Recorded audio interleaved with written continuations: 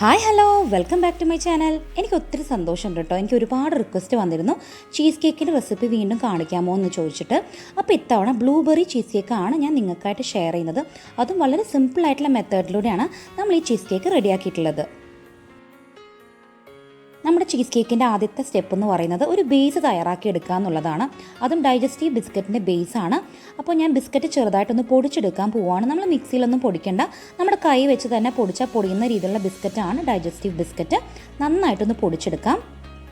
തരിതരിപ്പായിട്ട് ഞാൻ പൊടിച്ചെടുത്ത് വന്നിട്ടുണ്ട് കേട്ടോ. ഇനി നമുക്ക് വേണ്ടത് ഒരു 100 ഗ്രാം ബട്ടറാണ്. അപ്പോൾ അതൊന്ന് മെൽറ്റ് ചെയ്തിട്ടാണ് ചേർത്ത് കൊടുക്കുന്നത്. ബട്ടർ ഞാൻ നന്നായിട്ട് മെൽറ്റ് ചെയ്ത് കൊണ്ടുവന്നിട്ടുണ്ട് കേട്ടോ. ഒന്ന് മൈക്രോവേവിലാണ് മെൽറ്റ് ചെയ്തെടുത്തത്. അപ്പോൾ ഞാനത് ഇതിലേക്ക് ഒഴിച്ച് നന്നായിട്ടൊന്ന് മിക്സ് ചെയ്ത് കൊടുക്കുവാണ്.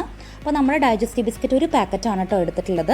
അപ്പോൾ അതിലേക്ക് നമ്മുടെ ബട്ടർ 100 ഗ്രാം ബട്ടർ മെൽറ്റ് ചെയ്തത് ചേർത്ത് നന്നായിട്ടൊന്ന് യോജിപ്പിച്ച് കൊടുക്കുവാണ്. അപ്പോൾ ഈ ബട്ടറും ഡൈജസ്റ്റീവ് ബിസ്ക്കറ്റും നല്ലൊരു കോമ്പിനേഷനായിട്ട് നല്ലൊരു സ്മെല്ലൊക്കെ ഇപ്പോൾ തന്നെ വന്നു തുടങ്ങിയിട്ടുണ്ട്. നന്നായിട്ടൊന്ന് മിക്സ് ചെയ്ത് കൊടുത്തിട്ട് സ്പ്രിംഗ് ടിന്നിലേക്കോ നമുക്ക് ഏതെങ്കിലും മോൾഡിലേക്കോ ഇട്ട് കൊടുക്കാം.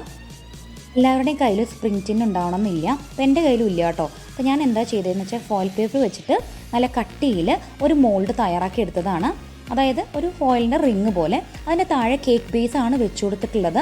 അപ്പോൾ ഇതിൻ്റെ മുകളിലേക്കാണ് നമ്മൾ നേരത്തെ തയ്യാറാക്കി വെച്ചിട്ടുള്ള ബിസ്ക്കറ്റിൻ്റെ കൂട്ട് ഇട്ട് കൊടുക്കുന്നത്. നിങ്ങൾക്ക് ആർക്കെങ്കിലും ഈ ഒരു ഫോയിൽ പേപ്പറിന് റിങ് എങ്ങനെ തയ്യാറാക്കേണ്ടതെന്ന് അറിയണമെന്നുണ്ടെങ്കിൽ ഒന്ന് മെസ്സേജ് അയക്കാം. ഞാനത് സെപ്പറേറ്റ് ആയിട്ടൊരു വീഡിയോ ആയിട്ട് കാണിച്ചു തരാം കേട്ടോ. ഞാൻ 2 രീതിയിൽ ഈ ചീസ് കേക്ക് സെറ്റ് ചെയ്യുന്നതാണ് നിങ്ങൾക്ക് കാണിച്ചു തരാൻ പോകുന്നത് കേട്ടോ. ഒന്ന് നമ്മൾ കേക്ക് ബേസിൻ്റെ മുകളിൽ വെച്ചിട്ടുള്ള രീതി, പിന്നൊന്ന് നമ്മൾ സാധാരണ ചില്ല് ബൗളിൽ നമുക്കിതുപോലെ തന്നെ പുഡിംഗ് തയ്യാറാക്കുന്ന പോലെ തന്നെ സെറ്റ് ചെയ്തെടുക്കാം കേട്ടോ. ഇനി നമുക്ക് ഈ ബിസ്ക്കറ്റ് ഒന്ന് പ്രസ് ചെയ്ത് കൊടുക്കണം. അപ്പോൾ ഒരു ഗ്ലാസ്സാണ് ഞാനിവിടെ ഉപയോഗിക്കുന്നത്. നിങ്ങൾക്ക് സ്പൂണോ സ്പാച്ചിലോ ഒക്കെ ഉപയോഗിക്കാം. അപ്പോൾ നന്നായിട്ടൊന്ന് പ്രസ് ചെയ്ത് കൊടുക്കാം. അപ്പോൾ നമ്മുടെ ബിസ്ക്കറ്റ് ചെറുതായിട്ട് ക്രംബിളായിട്ടാണ് ഇരിക്കുന്നുണ്ടാവുക. ഇതിനെ നന്നായിട്ടൊന്ന് ലെവൽ ചെയ്ത് പ്രസ് ചെയ്ത് കൊടുക്കുവാണ്. അപ്പോൾ താഴത്തെ ഭാഗം നല്ല കട്ടിയിൽ കിട്ടാൻ വേണ്ടിയിട്ടാണ് ഈ ഒരു സ്റ്റെപ്പ് നമ്മൾ ചെയ്യുന്നത് കേട്ടോ. അപ്പോൾ നേരത്തെ നമ്മളൊരു ചില്ല് ബൗളിലും വെച്ചിട്ടുണ്ടായിരുന്നു. അതും ഇതുപോലെ തന്നെ ചെയ്തെടുക്കണം. അപ്പോൾ അതുപോലെ തന്നെ പ്രസ് ചെയ്ത് ഒന്ന് സെറ്റാക്കി വെച്ചിട്ടുണ്ട്. നമുക്കിതൊരു അരമണിക്കൂർ ഫ്രിഡ്ജിൽ വെച്ച് തണുപ്പിച്ചെടുക്കാം കേട്ടോ. ബിസ്ക്കറ്റിൻ്റെ ബേസ് തണുത്തതിന് ശേഷം മാത്രമാണ് അടുത്ത സ്റ്റെപ്പുകൾ നമ്മൾ ചെയ്യാൻ പാടുള്ളൂ. ഞാനിവിടെ ഒരു 4 ടേബിൾ സ്പൂൺ ജെലാറ്റിനാണ് ഇട്ട് കൊടുക്കുന്നത്. അപ്പോൾ നമ്മുടെ ഈ ഒരു ചീസ് കേക്കിൻ്റെ ഏറ്റവും വലിയ പ്രത്യേകത എന്ന് പറയുന്നത് തന്നെ നമ്മൾ ജെലാറ്റിൻ എത്രമാത്രം ചേർക്കുന്നു എന്നുള്ളതാണ്. നമ്മൾ കറക്റ്റ് അളവിൽ ചേർത്തിട്ടില്ല എന്നുണ്ടെങ്കിൽ കറക്റ്റായിട്ട് ചീസ് കേക്ക് സെറ്റായിട്ട് വരില്ല. അപ്പോൾ 4 ടേബിൾ സ്പൂണാണ് ഞാനിവിടെ യൂസ് ചെയ്യുന്നത്. നമുക്ക് ഈ ഒരു ജെലാറ്റിൻ കുറച്ച് വെള്ളത്തിൽ കുതിർത്തി മാറ്റി വയ്ക്കാം. 1/2 കപ്പ് വെള്ളത്തിൽ കുതിർത്തിയാൽ മതി കേട്ടോ. ഒരുപാടായി പോകരുത്. 1/2 കപ്പ് വെള്ളത്തിൽ ഒന്ന് കുതിർത്തി ഒന്ന് മാറ്റി വയ്ക്കുകയാണ്. ഡ്രൈ ആയിട്ടുള്ള ഒരു ബൗളിലേക്ക് ഞാനൊരു 200 ml ഫ്രഷ് ക്രീമാണ് ഒഴിച്ചു കൊടുക്കുന്നത്. വിപ്പിംഗ് ക്രീം അല്ല കേട്ടോ, ഫ്രഷ് ക്രീമാണ് ഒഴിക്കുന്നത്.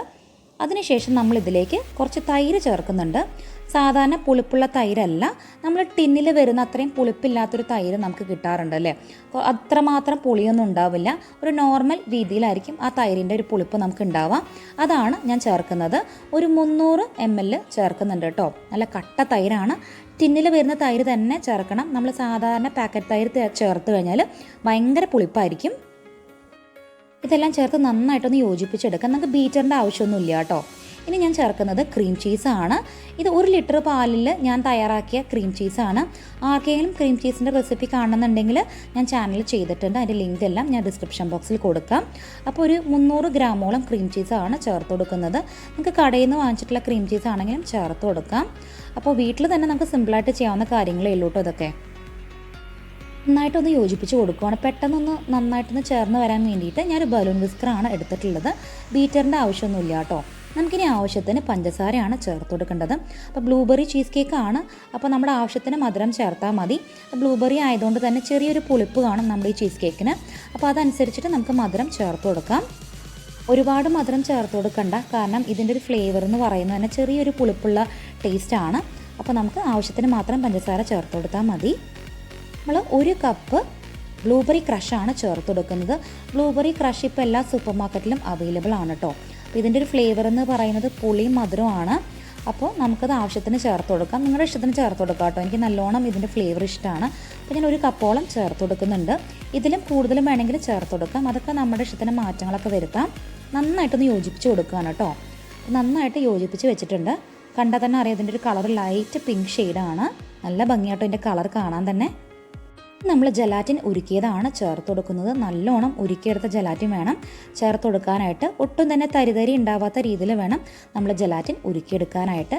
ഞാൻ മൈക്രോവേവിൽ ഒരു 30 സെക്കൻഡ് വെച്ചിട്ടാണ് ഉരുക്കിയെടുത്തിട്ടുള്ളത്.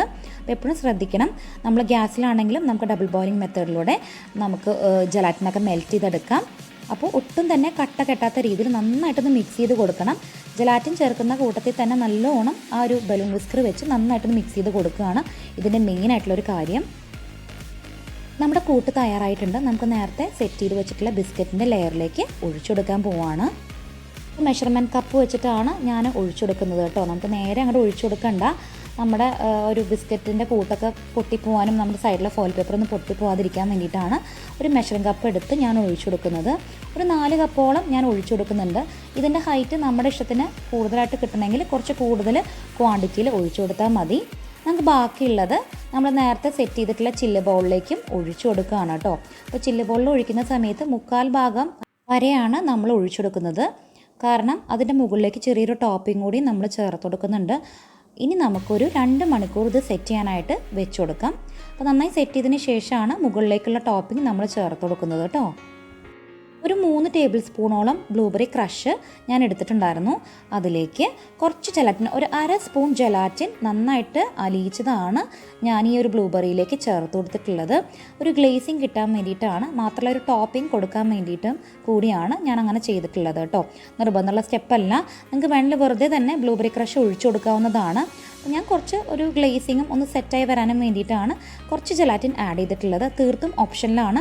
ജലാറ്റിൻ ഇല്ലാതെ തന്നെ ബ്ലൂബെറി ക്രഷ് നമുക്ക് അതിൻ്റെ മുകളിൽ ഒഴിച്ചിട്ട് വേണമെങ്കിൽ നമുക്ക് സെറ്റ് ചെയ്തെടുക്കാനായിട്ട് പറ്റും.